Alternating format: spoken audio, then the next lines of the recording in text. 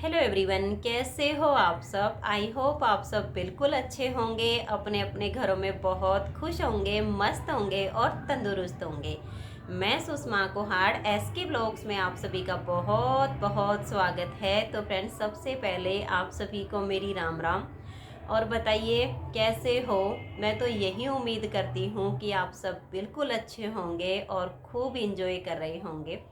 अभी शाम के 7 बज गए हैं और आज भी मैंने आप सबके साथ अपना कोई रूटीन शेयर नहीं किया है, क्योंकि शरीर में बिल्कुल भी ताकत नहीं बची है। इतनी ज़्यादा वीकनेस महसूस कर रही हूँ। ये काम तो करती हूँ, लेकिन जैसे मैं एक रूटीन से अपना काम करती थी और आप सबके साथ शेयर करती थी, वैसे नहीं कर पा रही हूँ। बस एक दो काम कर लेती हूँ, फिर लेट जाती हूँ। एक टाइम में फिर दूसरा काम कर लेती हूँ, फिर आके लेट जाती हूँ। बस ये है कि जोटे लगा लगा के काम करना पड़ता है। और कपड़े तो 10 दिन हो गए हैं मैंने धोए नहीं है, पूरा ढेर लग गया है। और आज मैंने सोचा था कि शाम के टाइम पे अगर हिम्मत हो जाएगी ना, तो 4 बजे मशीन लगा दूँगी तो कपड़े धुल जाएंगे। लेकिन सुबह का खाना वाना बना के और काम करके और फिर मैं लेट गई। बिल्कुल भी हिम्मत नहीं हुई कि मैं उठ के काम कर लूँ। बस जैसे तैसे करके। और अभी बच्चों को दिया था 5 बजे कुछ खाने के लिए। अनुज को तो मैंने दूध और बिस्किट दिए थे और विशाल को थोड़े से ओट्स बना के दिए थे। और आज सुबह से मैंने चाय नहीं पी। पता नहीं कैसा मन हो गया, चाय को देखती हूँ ना तो अंदर से ऐसा होता है जैसे मुझे उल्टी आएगी। कल सुबह मैंने चाय पी थी, तब के बाद मैंने चाय पी नहीं है, मेरा मन ही नहीं कर रहा चाय पीने का। और फिर अपने लिए तो मैंने थोड़ा सा नींबू और जल जीरा काला नमक ये सब डाल के पी लिया था, क्योंकि पता नहीं क्योंकि इससे भी टाइम मुझे ऐसा लगता है जैसे ना उल्टी आएंगे, सिर एकदम से भारी भारी होने लग जाता है। और फिर अब मैंने सोचा कि ब्लॉग वीडियो तो कुछ बनाई नहीं, आप सबसे मिल लेती हूँ और कुछ पुरानी यादें शेयर कर लेती हूँ। कल 4:30 बजे मैंने लाइव किया था, आप सब आए, आप सबको दिल से बहुत बहुत थैंक यू। और जैसे फिर मैंने वीडियो को पब्लिश कर दिया था, तो उस पर भी आप सब ने बहुत ज़्यादा प्यार दिया है, आपका बहुत बहुत शुक्रिया। और फिर मैंने ये भी बोला था आप सबसे कि मैं रात को 8 पौने 8 बजे दोबारा लाइव आऊँगी। लेकिन कल पौने 8 बजे मेरे सिर में बहुत ज़्यादा दर्द हो गया, और सिर में दर्द होने की वजह से जी भी ज़्यादा मिचलने लग गया, ऐसा लगा कि जैसे उल्टी आएंगे। तो बहुत ही ज़्यादा मन दुखी था, तो फिर मैंने दोबारा लाइव नहीं किया। फिर मैंने सोचा था कि चलो फिर सुबह उठ के और एक छोटी सी वीडियो बनाऊंगी, जिसमें जो मेरी शादी से पहले की हैं, शादी के टाइम की हैं कुछ फ़ोटोज़ हैं, आप सबके साथ शेयर करूंगी अपनी कुछ पुरानी यादें। और जैसे शादी के टाइम इसके पापा जी ने एल्बम तो बनवाई नहीं थी, इन्होंने वीडियो फिल्म बनवाई थी। और उस टाइम पे वीसीआर वगैरह होते थे, उनमें वो कैसेट देखी जाती थी। तो वीसीआर का तो ज़माना ही नहीं रहा। फिर अभी कुछ साल पहले मेरे जेठ के बेटे ने उस कैसेट को मतलब डीवीडी में बदलवा दिया था कि लैपटॉप वगैरह में देख ले। अब लैपटॉप भी हमारा काम नहीं कर रहा है, क्योंकि दोनों पीसी चल रहे हैं और पीसी में पेन ड्राइव काम करेगी वो डीवीडी भी काम नहीं करेगी। तो मैंने कल बोला था बेटे से कि मतलब अगर हमारा जो लैपटॉप है काम करता हो, तो थोड़ी सी वीडियो क्लिप उसमें से निकाल दो, तो मैं अपने सब्सक्राइबर व्यूवर्स के साथ जो मेरी शादी के टाइम की कुछ यादें हैं उनको शेयर करूँगी। तो बेटा कहने लगा मम्मी लैपटॉप बिल्कुल भी नहीं चलता, ओपन भी नहीं होता है, और डीवीडी सिर्फ जो है ना लैपटॉप में चलेगी, पीसी में नहीं चलेगी। तो फिर मैंने सोचा कि चलो कुछ फ़ोटो हैं जो कि घर के कैमरे से ही खींची गई थी। मेरी दोनों नंदों के पास कैमरा था, तो उनके बच्चों की खींची हुई हैं फ़ोटो शादी की, तो वो शेयर कर दूंगी मैं आप सबके साथ। और ये देखिए फ़ोटो वगैरह जो है ना काफ़ी धुंधली हैं, क्योंकि एक तो मतलब पहले के जो कैमरे होते थे ना वो इतने अच्छे होते नहीं थे। दूसरा फिर फोटोग्राफर भी फिर आप समझ सकते हो घर वालों ने खींचे हुए हैं, तो कुछ ऐसे ही हैं। हंसी तो आप लोगों को बहुत ज़्यादा आएगी, लेकिन फिर भी सोचा कि चलो अपनी कुछ पुरानी यादें आप सबके साथ शेयर करती हूँ। तो बैक कैमरे के साथ शेयर करूँगी कुछ एक दो पिक मेरी शादी से पहले की हैं, मेरी भी और इनकी भी। जब मेरी रिंग सेरेमनी हुई थी तब की हैं, कुछ शादी की हैं, कुछ शादी के बाद की हैं, बच्चे होने के बाद की हैं। तो चलिए बैक कैमरे से दिखाती हूँ। और फ्रंट कैमरे से जो है ना मुझे ऐसा लगता है कि मैं एक बार आपको दिखा देती हूँ फ्रंट कैमरे से भी। शायद कुछ अच्छा लग जाए आप लोगों को। तो देखना मैं कैसी थी शादी से पहले की मैं आपको दिखाती हूँ। शायद हाँ दिख जाएगा, बिल्कुल क्लियर दिखेगा, क्योंकि ये कैमरा मेरा, क्योंकि बैक कैमरे से इतना मज़ा नहीं आएगा, साथ के साथ बताऊंगी वो भी नहीं समझ में आएगा। तो फ्रंट से मेरा ये कैमरा काफ़ी अच्छा है तो इसमें दिख रहा है। ये देखिएगा, ये शादी से पहले की मेरी फ़ोटो है, ये मैं हूँ। ये मेरी भाभी है, मेरे भाई की शादी के टाइम की फ़ोटो है, जब मेरी भाभी जो है दुल्हन बनकर आई थी। तो अगले दिन जो रस्म होती है ना कांगना वगैरह खेलने की, तो कांगना खेलने के बाद ये फ़ोटो खींची गई थी। उस वक्त मेरी माँ ऐसी दिखती थी, मैं ऐसी दिखती थी, और ये मेरी भाभी है। तो ये हम तीनों की एक फ़ोटो है। और ये देखिए, विशाल के पापा शादी से पहले ऐसे दिखते थे। ये मेरी बड़ी ननंद है, ये विशाल के पापा जी हैं, और ये मेरी छोटी ननंद है। तो एक दो बहनों ने कमेंट्स किया था कि भाई साहब मतलब स्टार्टिंग से ही कुर्ते पजामे पहनते क्या, इन्होंने कभी पैंट शर्ट नहीं पहनी। देखिए पैंट शर्ट पहनते थे, लेकिन उस टाइम पे पतले थे, पेट नहीं था। लेकिन इस टाइम पे जो है ना, बीमारियों की वजह से इनका शरीर ऐसा हो गया, ऐसे नहीं थे ये। बहुत सारे कैंसर के ऑपरेशन हुए हैं, इतनी सारी बीमारियां इन्होंने झेली हैं। तो दवाई खा खा के इनका शरीर जो है ना फूल गया है। तो अब पैंट कमीज जैसे डालते हैं ना, तो वो अच्छी नहीं लगती हैं। देखिए सामने वाला बोले ना बोले, लेकिन खुद को भी तो चीज़ अच्छी लगनी चाहिए ना। शर्ट डालते हैं तो वो पेट के ऊपर बिल्कुल अच्छी नहीं लगती है। तो मैंने खुद से ये डिसीजन करवा के कुर्ते पजामे डाला करो, अब आप पैंट कमीज मत पहना करो, क्योंकि पेट ज़्यादा बढ़ गया तो अच्छी नहीं लगती है पैंट शर्ट। अभी भी रखी हुई है इनकी 5 से 6 जोड़े पैंट कमीज है, बिल्कुल नए के नए रखे हैं।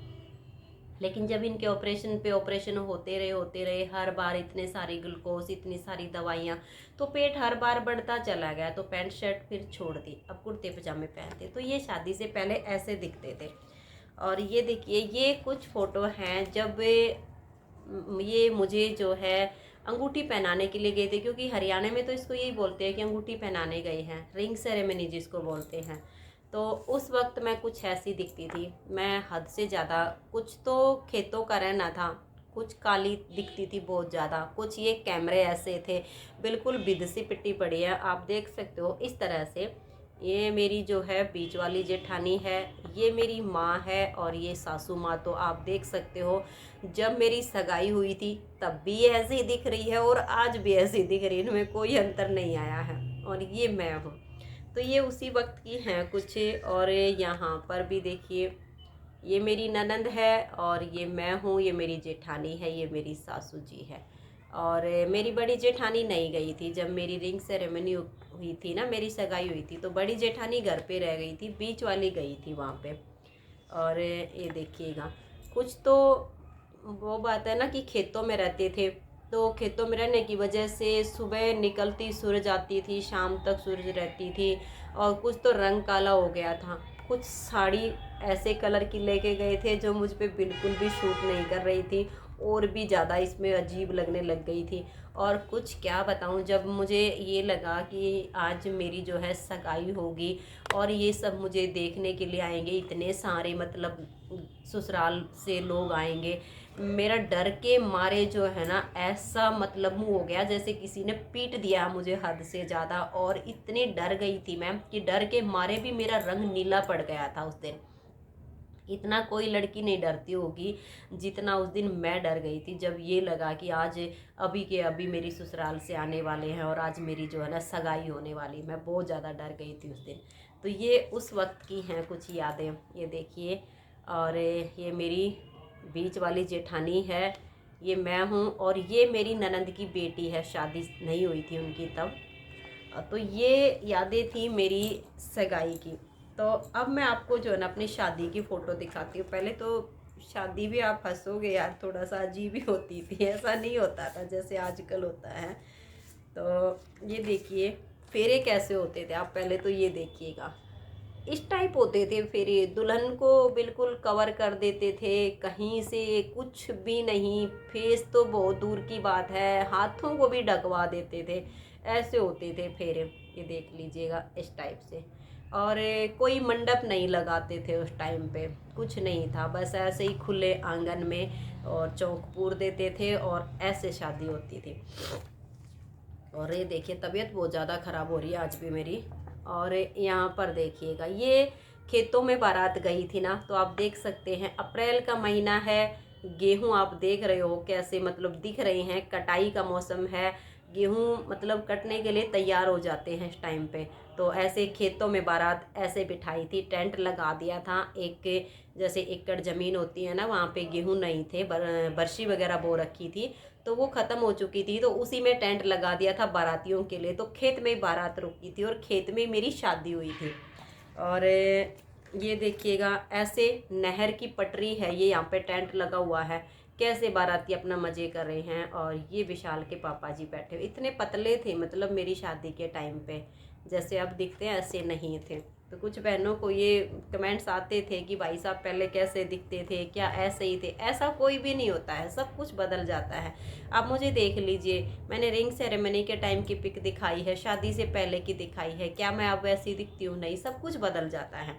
और ये देखिएगा, ये फ़ोटो उस टाइम की है, वो जो रस्म खेलते हैं ना, देवर भाभी के गोडे में बैठता है, तो ये गोडे में बैठने वाली जो रस्म होती है ना, ये उस टाइम की फ़ोटो है। ये मैंने पिंक कलर का सूट पहना हुआ है और ऐसे ही बिठा देते थे, मतलब कुछ खास तैयारियां होती नहीं थी आजकल की तरह कि आजकल तो वीडियो बनानी है, फ़ोटो बनवानी है।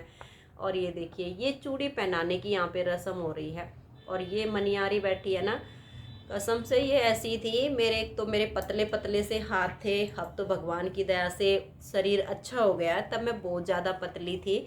और मुझे 2-4 की चूड़ियाँ भी उस टाइम पे लूज होती थी। जैसे अब ये 2-4 के कंगन पहने हुए हैं तो बिल्कुल फिट आ रहे हैं, तो उस टाइम पे 2-4 की चूड़ियाँ भी लूज होती थी। और इन्होंने क्या किया, मुझे 2-6 की चूड़ियाँ डाल दी और पूरी 2-2 दर्जन इन्होंने चूड़ी पा दी मेरे हाथों में, इतनी इतनी। और मैं अगर उन हाथों को ऐसे करूँ तो वो सारी चूड़ियाँ नीचे गिरे, और बोलूँ कुछ भी नहीं, शर्म बहुत ज़्यादा आती थी। तो इन्होंने ऐसी चूड़ियाँ पहना दी। 6 से 7 दिन मैं यहाँ पे रुकी, मैंने बहुत मुश्किल से वो चूड़ियाँ संभाल के रखी। रात को तो सारी निकाल के सोना पड़ा, वरना वो सारी ही मतलब इतनी ढीली हो, ऐसे हाथ करके सोऊं तो वो खुद ही निकल जाए। ऐसी इस मनियारी ने मुझे चूड़ियाँ पहनाई थी, मैं जब भी इसको देखती रही मुझे बड़ी हंसी आती, मैं इसने भी मेरा बड़ा जुलूस निकाला था।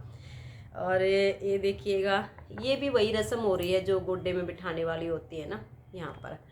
और यहाँ पर फिर बाद में जैसे घर की बड़ी बुजुर्ग होती हैं, बड़ी दादी वगैरह थी, वो आशीर्वाद देने के लिए यहाँ पे आई हुई थी। और ये देखिए, ये भी फेरों की फ़ोटो है, आप देख सकते हैं मतलब किस तरीके से पहले फेरे होते थे। ऐसे आजकल तो बिल्कुल भी नहीं होते हैं ऐसे, मतलब लड़की को पहले तो ऐसे पैक कर देते थे, इसी टाइप से किया हुआ है। और ये विशाल के पापा जी हैं, मतलब जैसे फेरों पर दूल्हे को लेकर आते हैं ना, उस टाइम पे ये मेरे मायके का ही है, खेतों का। देखिए खुले आसमान में, मतलब काफ़ी अच्छा लग रहा है ना। और ये भी मतलब उसी टाइम की है इस तरह से। और ये देखिए, एक तो कैमरा ऐसा, और ऊपर से थोड़ी बहुत इनके फेस पे तो आपको स्माइल दिख भी जाएगी। और यहाँ पे मैं इतनी मतलब जैसे पूरा घर वाले भी थे, कुछ बाराती भी थे, और सबको देख के मैं इस टाइम पे भी इतना डर गई थी ना कि मुझे समझ में नहीं आ रहा था कि ये हो क्या रहा है। इतनी मतलब घबराहट में मेरी आंखें भी बंद हो गई थी यहाँ पे। तो ये थी मेरी शादी की फ़ोटो। और फिर मैं आपको दिखाती हूँ, फिर उसके बाद शादी के बाद तो जो मेरी फर्स्ट फ़ोटो खींची थी ना, वो ये थी। ये मेरा विशाल है, 1.5 साल का था मेरा बेटा ये। तब हमने अपने विशाल की पहली फ़ोटो खिंचवाने का मन बनाया था कि हमारा बेटा जो है ना 1.5 साल का हो गया है, और एक भी फ़ोटो नहीं बनवाई है हमने अपने बच्चे की, तो चलो 1-2 फ़ोटो बनवा लेते हैं। तब हम सोनीपत आए थे यहाँ आज़ाद स्टूडियो में, ओल्ड आज़ाद स्टूडियो में। वहाँ पे हमने अपनी ये फ़ोटो बनवाई थी। इस फ़ोटो की एक कॉपी मेरी माँ के पास गई हुई है और एक मेरे पास है। और ये वाली जो फ़ोटो है, 2 कॉपी मैंने इसकी बनवाई थी, तो एक मेरी छोटी ननंद के घर चली गई थी, एक हमारी। ये मेरा विशाल है जो 1.5 साल का था, और इतना सुंदर था, इतना प्यारा था ना, इसको हर कोई देख के कहता था कि ये अंग्रेज़ों का बच्चा है।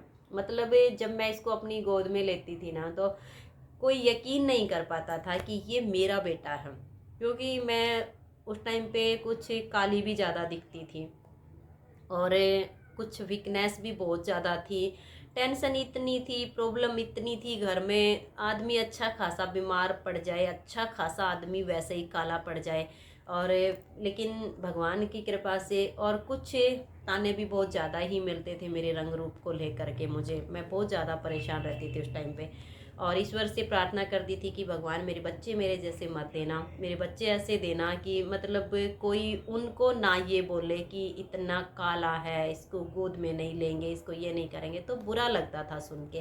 तो ये मेरा बेटा विशाल है 1.5 साल का, और ये मेरा अनुज है, ये 8 से 9 महीने का है मेरा अनुज। ये मेरी ननंद की बेटी है, और इसके जन्म के बाद पहला रक्षाबंधन आया था, तब मेरी ननंद और ननंद की बेटी राखी बांधने के लिए आई थी ना, तब उन्होंने अपने कैमरे से ये फ़ोटो खींची थी। तो ये मेरा अनुज है, 8-9 महीने का होगा मुश्किल से तब।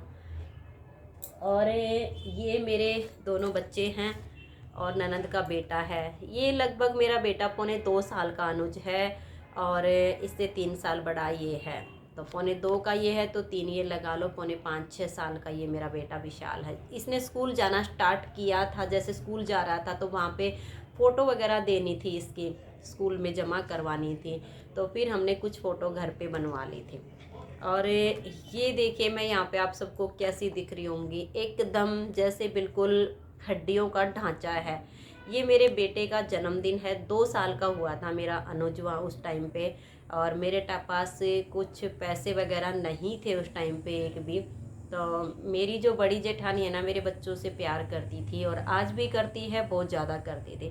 तो इन्होंने ही मेरे बेटे का बर्थडे मनाया था, क्योंकि मेरा अनुज बोलने लगा कि मेरा बर्थडे आया है, मैं केक काटूंगा, क्योंकि देख लिया था पड़ोस में किसी को ऐसे ही, तो ये भी जिद करने लगा। लेकिन मेरे पास तो पैसे थे नहीं कि मैं अपने बच्चे के लिए कुछ कर सकती।